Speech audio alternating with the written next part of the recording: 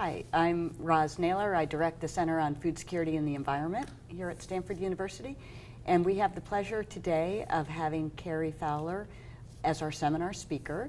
Cary, I'm going to ask you some questions, but let me just give you a little bit of background. Cary's one of the leading world experts in crop biodiversity and climate and crop interactions. He also was the former director of the Global Crop Diversity Trust. And it's a real honor to have him here today. He's going to give a talk within our symposium series on food and nutrition policy. And Cary, welcome. Thanks. So what are you going to talk about today? What are some of the highlights you're going to talk about? Well, my talk today is going to be a little experimental, a little bit out of my comfort zone, frankly. Excellent. I'm not sure that's a good start, but that's where I'm starting. And so I want to talk a bit about the basics of agricultural and crop adaptation to climate change. What does climate change really mean for plants, and what are plants going to have to do to adapt to climate change? I also want to look at how plants or crops historically dealt with coming to the United States, because we have a nation of plant immigrants, so to speak, just like human immigrants. And effectively, I think a lot of our crops experienced climate change when they came to the United States, certainly very different environments and cultures in a way. So how did that unfold, and how did we manage to have a successful agricultural system when we started out with a big, almost blank slate before the Europeans came? Obviously, there was Native American agriculture, but it's not the agriculture we see in the United States today. And then I want to look at the state of crop diversity in the world today, because the answer to the previous question, how did we deal with establishing agriculture in the U.S., was we dealt with it by importing a lot of diversity. So what's the state of diversity in the world today, and how can we better use that diversity, conserve it and use it? And then finally, I want to end up with a project that's near and dear to my heart, and I'll give people here a little bit of a tour of the Svalbard Global Seed Vault near the North Pole. Yeah, the Seed Vault is such an interesting project and really important institution in terms of saving some of the genetic diversity. And you once told me that we all assume crops will move north as it gets warmer and agriculture will reestablish. And what you're talking about here in the United States and globally is it doesn't just move around. It's going to require breeding and genetic material and a lot of foresight in what we save, how we save it, what we might need to use, and so forth. Can you talk a little bit about that?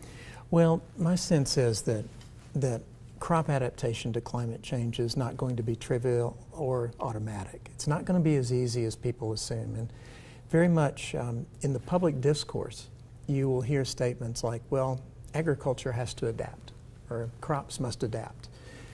But they never hear that imperative in our voice.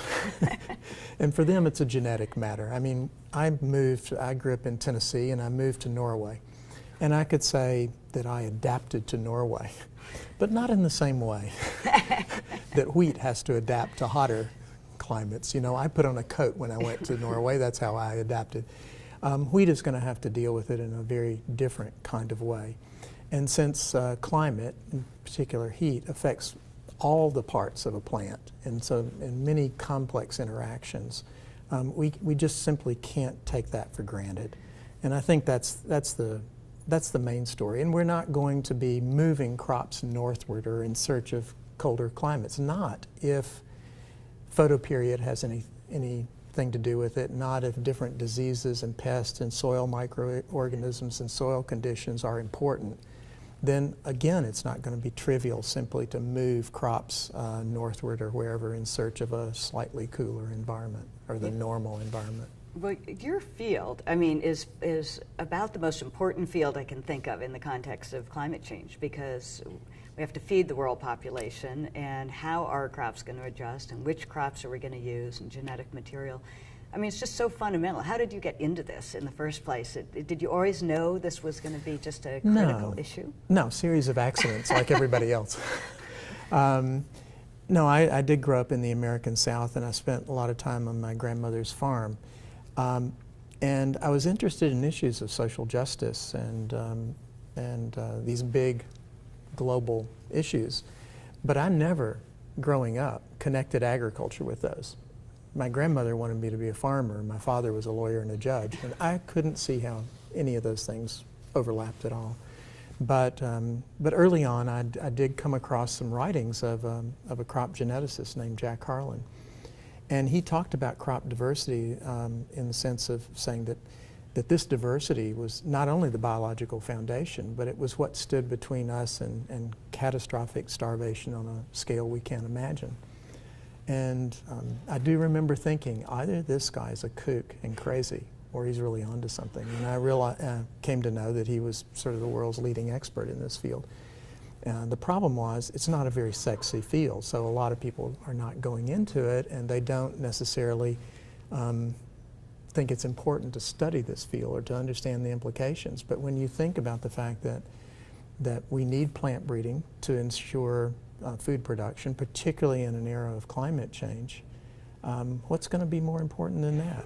And if we fail in that, which other of our measures to deal with climate change or food security can possibly be successful if crops are not adapted to the climate in which they're growing? Yeah, I love the fact that a single reading and a single individual was so influential in terms of your decision here. And you've traveled all over the world. I mean, I love your stories and how you interact with farmers and geneticists and genetic material collectors in different parts of the world.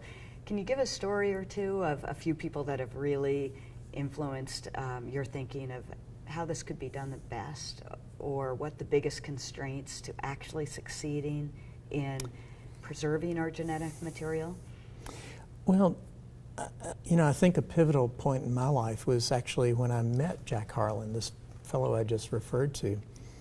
I met him at a conference in Rome, and I'll never forget it because I was a bit of a young Turk in those days and saying some things that were uncomfortable to some of the scientists, and probably without the justification or background that I should have had to have been that forthright about it, but I was young.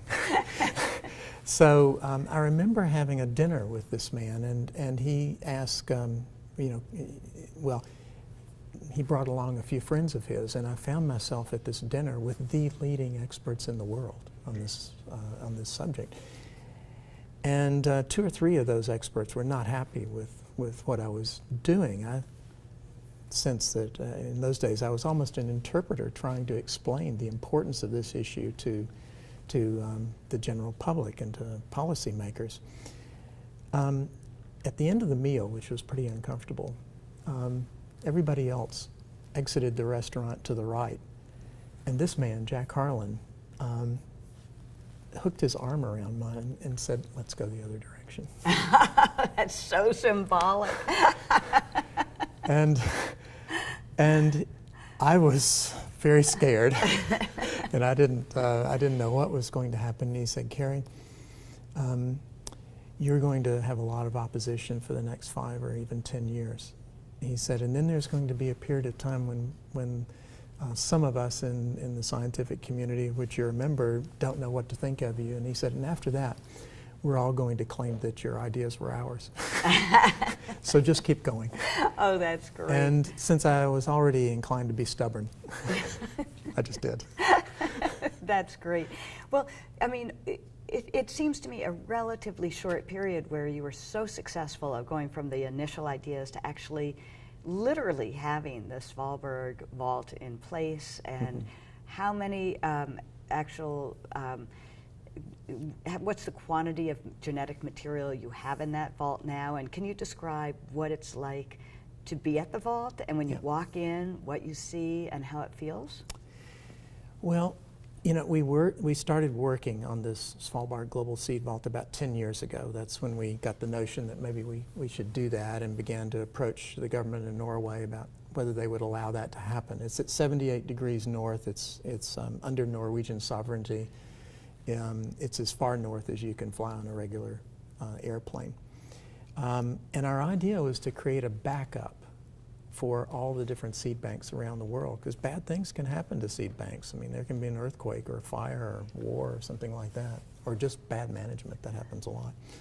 So we wanted a duplicate copy of all the seeds up there, and today we have samples of 864,000 different crop varieties or populations. So it's the largest collection of agricultural biodiversity in the world, maybe biodiversity period, I don't know. I'm